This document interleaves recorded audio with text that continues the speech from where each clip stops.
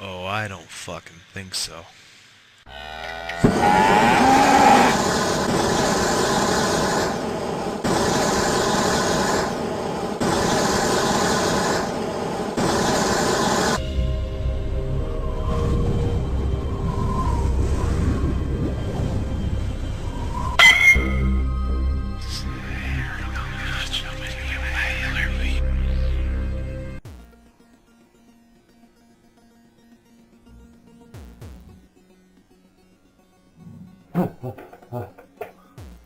Oh, finally.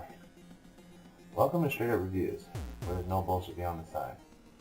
Now, as you can tell, I've been asleep for about 3 months. How I'm not dead is not really explained. Maple keeps saying that we're not real, but that's bullshit. If I wasn't real, how can I not be talking to you? Maybe you're not real.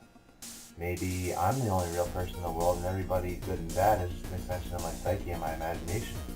But if that's true, how come I can't summon ice cream when I feel like it? Maybe I'm not real. Maybe all of you are real and I'm the result of your mass consciousness. After waking, I realized there's a lot more new movies to review, and I'll get to each and every one of them while avoiding giving money or attention to the ones I would never review under any circumstances. I'm with James Rolfe on this one. If you don't like a movie, don't watch it. They make money off you whether you like it or not. Since Halloween is over, I thought I'd review a real mixture here. A combination of horror and comedy that has received high praise on my most hated site, Rotten Tomatoes. Today I'm going to review Sausage Party. If you thought I was going to review the Ghostbusters remake, you're sadly mistaken, but one of the remake busters in this movie, so it kind of counts. Now, I reviewed the trailer in my 77th video, and I must say after watching the movie, it was a big understatement. Many people on all sides, from social justice warriors to 4chan fanatics, were certain that this movie would bomb. Yet not only has it made more than enough money back, but there's also talks of a sequel. The movie was written by Seth Rogen, who had this on the shelf for years because no studio would think a parody of the Pixar and DreamWorks animated films would be a success. But it was finally greenlighted with Sony, and the story goes like so. There will be spoilers. The movie takes place in a world where food is sentient and humans were considered their gods, despite the fact that humans don't see them as living things, despite their singing otherwise. The food believe that once they get bought, or chosen as they call it, they will go to a heaven-like paradise known as the Great Beyond. Of course, since each food represents a nationality or gender it either originated or associated themselves with, they believe it in the most stereotypical ways along with the faults in said stereotypes. For example, the hot dogs are all male, the buns are all female, but both are American, while Spagels and lavash represent Israel and Palestine. Sauerkraut represents World War II Nazi Germany, and whiskey is represented by the natives due to the nickname Firewater. So naturally, Seth being pro-SJW, the people he claims to represent have a lot of negative feedback on his choices despite the obvious South Park-style equal opportunity discrimination. The story itself starts with a package of hot dogs led by Frank, played by Rogen himself, and a package of buns led by Brenda, played by Kristen Wiig of MacGruber and later remake Ghostbusters fame. They are excited because of all the days to be chosen. They are psyched for Red, White, and Blue Day because they believe that all hot dogs and buns will be chosen that day, and they can't wait to be paired up.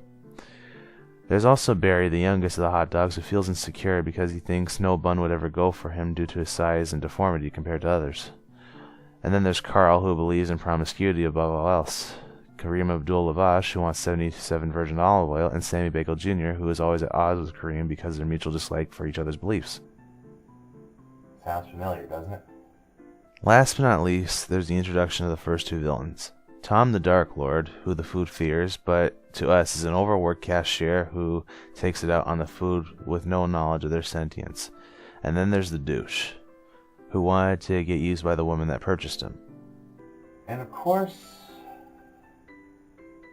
he's not just an item called the douche.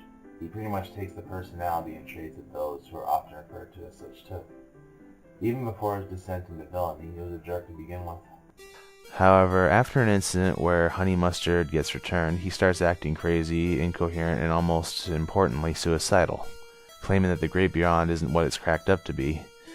And after this, he commits suicide, which causes the two carts to crash. Frank, Brenda, along with Douche, Kareem, and Sammy get separated from the rest of the group, with most of them wanting to get back to the house and reunite with their friends. And Douche putting Frank on his shit list due to not being able to please the god that purchased him.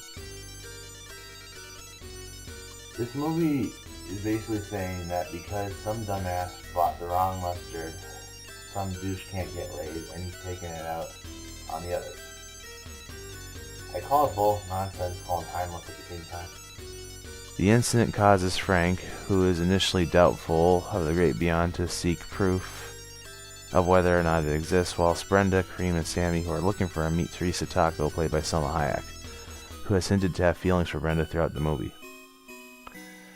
Almost at the same time, Frank, Carl, and Barry find out the truth about the Great Beyond through different sources. In Frank's case, he meets the Non-Perishables, a group of non-perishable food items that have been at the store since the beginning, and know the truth, whilst Barry and Carl find out the hard way in the kitchen. In both cases, they realize that their destiny was to be chopped up, cooked, and eaten by the very humans they were conditioned to love and worship. This became the meat of the story because Rogan said once that if Pixar ever did a movie revolving around sentient food, their lives would be a living hell due to the ending of it. Barry manages to escape and try to trek back to the supermarket, while Frank tries to warn the market of the true nature of their gods in an attempt to cause a rebellion. The movie has a lot of layers. It's a really vulgar, really fucked up comedy on the surface, but underneath there are Aesop's about human consumption, religion, national laws, you name it. It's very rare that some vulgar comedies can ever make you think about the jokes in different ways.